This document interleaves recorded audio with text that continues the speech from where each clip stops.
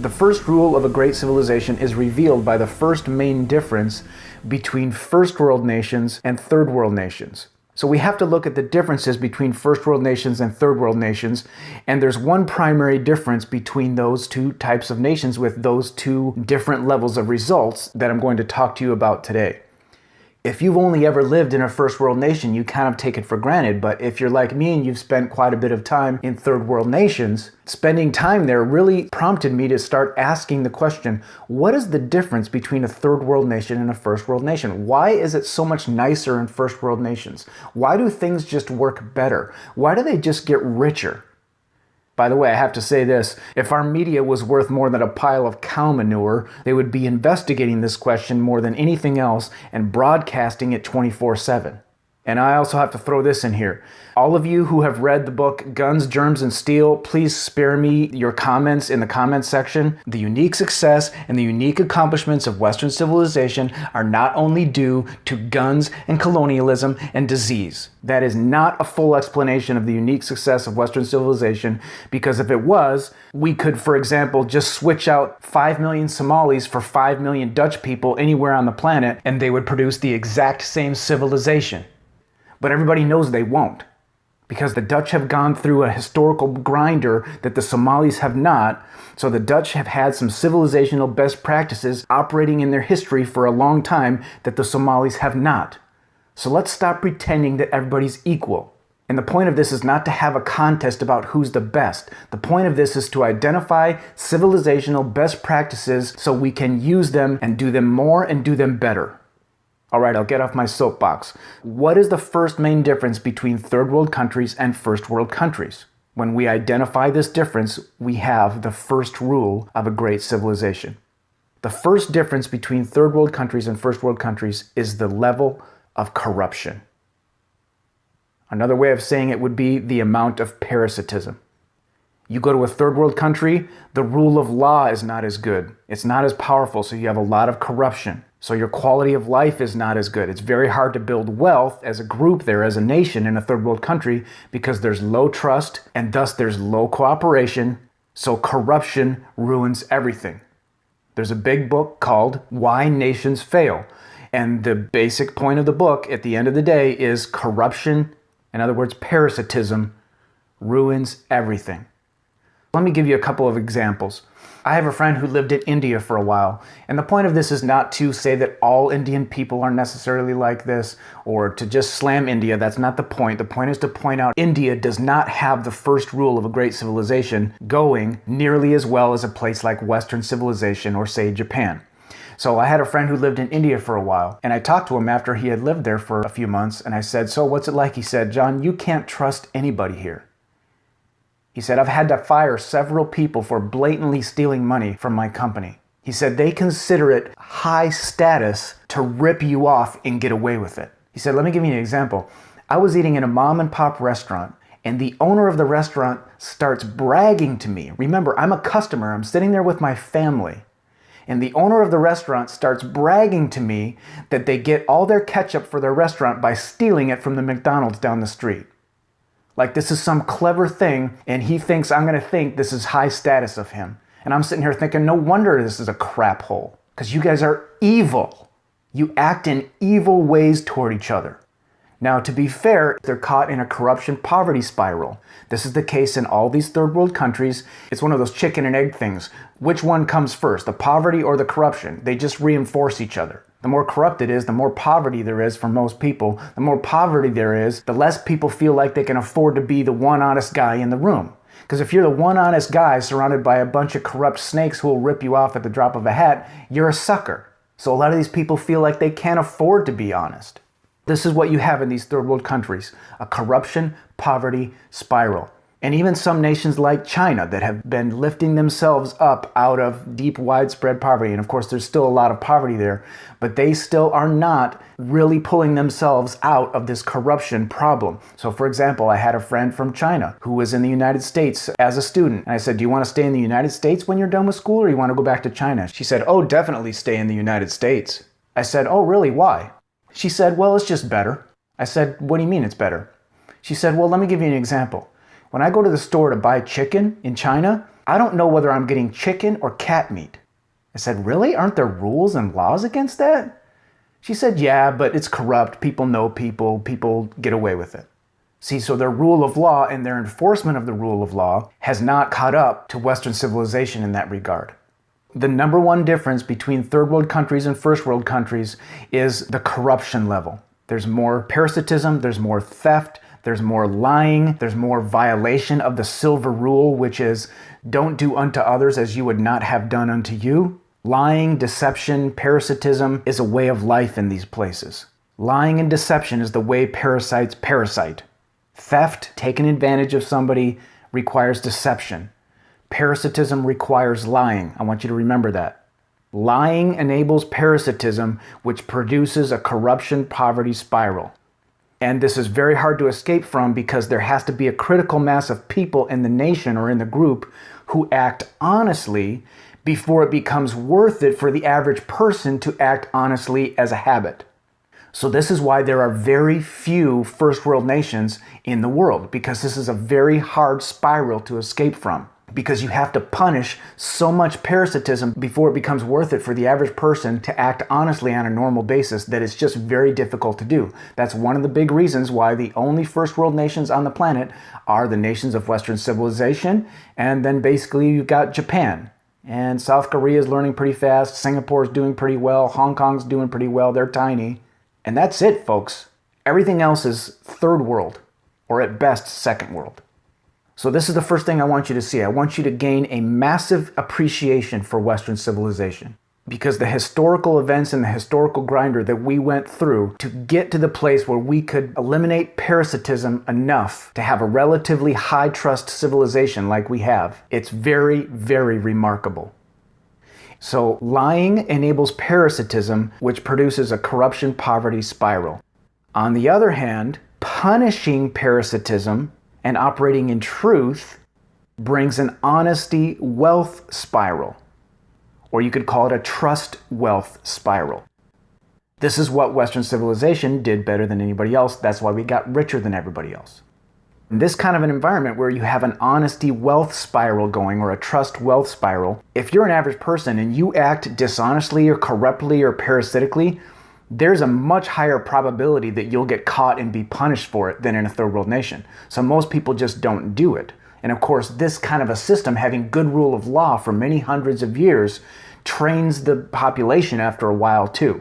Most people act honestly because it's lower risk and higher reward to do that.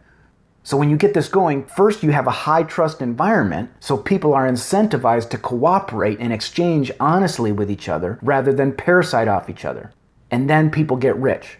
Why? Because people start spending their energy and their ability adding genuine value to their fellow citizens rather than spending that energy and ability figuring out how to rip each other off. And when you don't have to spend so much energy making sure you don't get ripped off and dealing with parasitism attempts on you all the time and retaliation attempts on people who are trying to parasite off you, when you don't have to deal with that, when your rule of law deals with that, you have so much more time and energy to simply focus on coming up with value-add solutions to help your fellow citizens honestly. So this unleashes the positive potential of your population and you get rich. Your nation gets rich. So Western civilization, we had some unique events in our history, and I won't get into it all here, maybe I'll get into it in a future video, but this caused us to latch on to truth-telling and truth-seeking and jury and rule of law, and we had incentives to punish lies and parasites more than any other civilization, and that's why we got richer than everybody else. That's the number one reason. Basically what it comes down to is that first world countries punish evil. We punish parasitism and lying much more and much better than third world countries do. First world countries bring the truth to light against the will of large numbers of people who would be parasites if they could get away with it.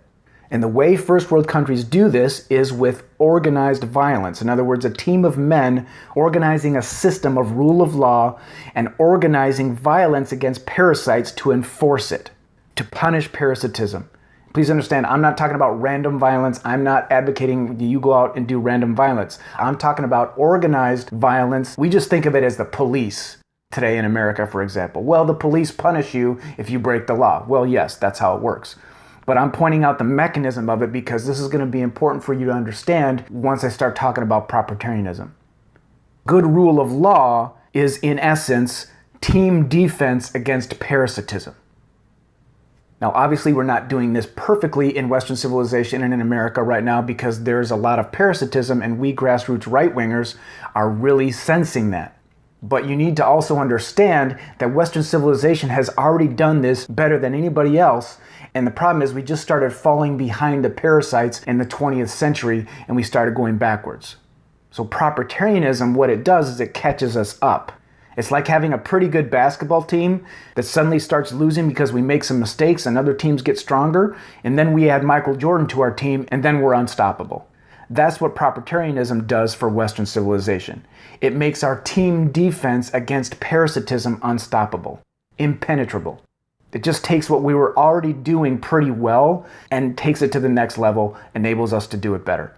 One of the things that propertarianism really helped me with was that the line is not so much, say, capitalism versus socialism. Because when you say capitalism, what do you mean by capitalism? Do you mean crony capitalism? Because that's not good, that's corruption. Or do you mean capitalism that's not crony capitalism? When you start thinking in terms of parasitism or no parasitism, that's what clarifies your thinking. And it also helps you dissect what's okay and what's not okay when you're looking at the top segment of society, the elites as you might call them. Because we know that there's no way to organize a society except to have 20% of your people organizing the other 80%. You can't organize it any other way. But the question is that 20% that organizes the other 80%, to what extent are they being allowed to be parasites? If they're being parasites, and propertarianism has a very specific definition of what constitutes parasitism and what does not, and I will be sharing that in future videos and explaining it. But the point is, if the elites are being parasitic, that is not good. If the elites are not being parasitic, that's fine. They're just organizing the other 80% in an honest way. So learn to think in those terms.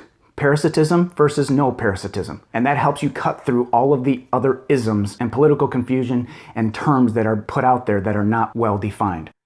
So I've been talking a lot about corruption. We also need to talk about leftism, because leftism basically boils down to parasitism. Leftism basically amounts to using fake morality as an excuse to steal, as an excuse to make claims upon other people's property. It's a violation of property rights. Leftist policies, when you go down the line, basically amount to violations of property rights couched in moral language. You should do this, you should do that, and if you don't, you're an evil person. All of it boils down to theft at the end of the day. So good rule of law that protects property rights also eliminates leftism, and that's what propertarianism does for us. When you eliminate leftism, you start to get richer and richer as well.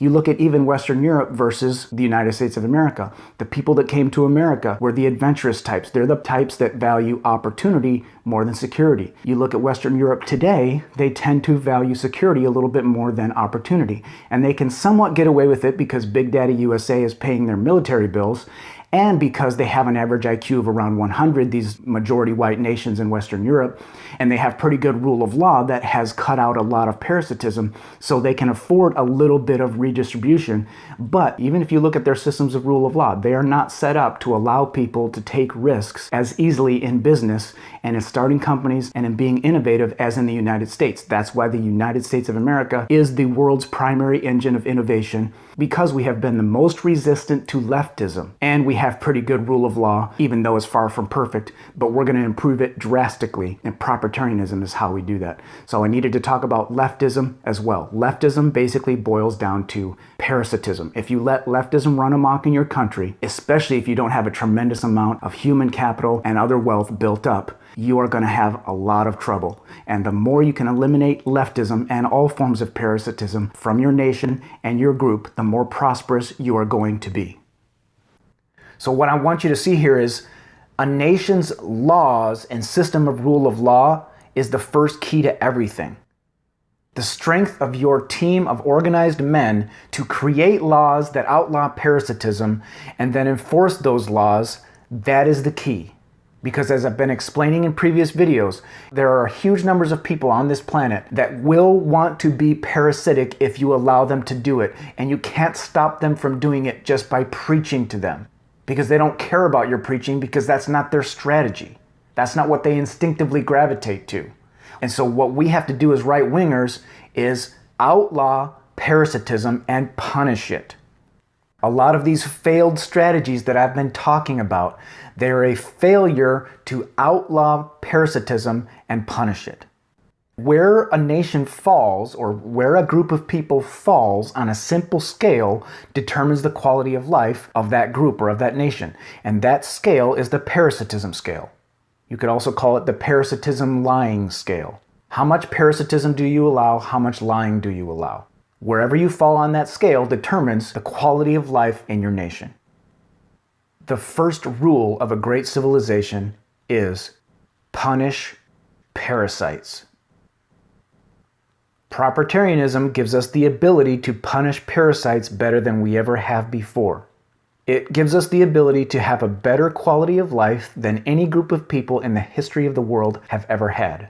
Just like Western civilization produced the best quality of life any group of people in the history of the world had ever experienced, and now we're feeling our quality of life slipping backwards because we're slipping backwards on the parasitism scale, propertarianism pushes us forward to a better quality of life than ever before by enabling us to punish parasitism better and more thoroughly than ever before.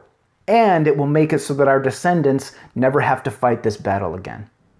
Propertarianism is the conservative group success strategy codified into law and into a system of governance and continuous enforcement of that law. Propertarianism is the strategy that made Western civilization great, codified into law. Punish parasitism and punish lying, which is the doorway to parasitism. That's the first rule of a great civilization. I'll close with this, and this is important. I've seen some comments on a couple of my videos expressing disbelief that it's even possible to eliminate most or all parasitism.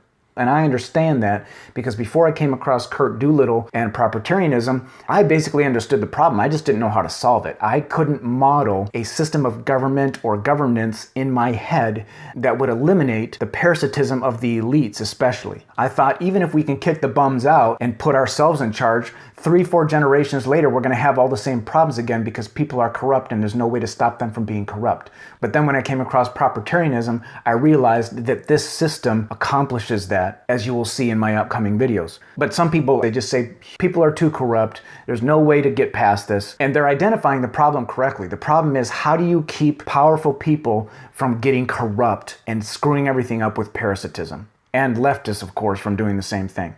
But I'm telling you, it is possible to do. Let me give you this example. Imagine you're living in a third world country and you've never known anything else. You don't even know that Western civilization or, say, Japan even exist. You're not even aware of those civilizations. You're just accustomed to a third world life, the corruption poverty spiral. That's all you know. So I could walk up to you and I could say, you know, it's possible to have a really wealthy nation and a really great lifestyle. And I could describe to you what a first world nation in Western civilization is like. And I could even explain to you how to accomplish it by eliminating parasitism. And if I explained all that to you, there's still a significant chance you simply wouldn't believe me because you've just never seen it before. You might think it's impossible because you've never experienced it. And that's understandable. So this commenter here, he's saying the human tendency to be corrupt is too powerful to be overcome by any system of law or government. And I get that because I was kind of the same way. I wasn't saying it was impossible, I just didn't know how to do it. The same way if you would have asked me back in the flip phone days how to take cell phones to the next level, I probably wouldn't have known how to do that either. But Steve Jobs knew how. He figured it out, and he did it. The basic infrastructure and technology of the cell phone was already there. It was just that next level innovation of the touchscreen that made it even more amazing. So what this commenter doesn't understand, and what I didn't fully understand before I came across Curt Doolittle and propertarianism, is that Western civilization already stamped out corruption to a massive extent. I mean, what we've done is amazing. We already stamped out so much parasitism and corruption, we just take it for granted, but you have to realize we've already taken it like 85% of the way. That's not an exact number, I'm just using that as an example so you can get my point. But let's say we've taken it 85% of the way. That's why we have a first world nation. You go to a third world nation, they've taken it maybe 30% of the way, or 50% of the way if they're lucky. So the reason we have a first world quality of life is because we've already stamped out so much corruption and parasitism. That's why we have the incredible accomplishments that we have. That's why we dragged half of humanity out of ignorance, poverty, and disease. And there's some more to it as well, but this is the key thing that you have to have in place, without which you can't do anything really. The problem is we just fell behind the parasites in the 20th century, and this is clouding everybody's vision, and they're all focused on this, and they can't see the greatness of what we've already done, and that we just have to take it that last, say, 15% of the way to overcome the parasitism that we fell behind in the 20th century. And we take it that last 15% of the way the same way we did the first 85% of the way, punishing parasitism. All right, now we're ready for you to absorb the basics of propertarianism, so my upcoming videos will be about that. It's actually very simple at its core, but it's very, very powerful. I can't wait.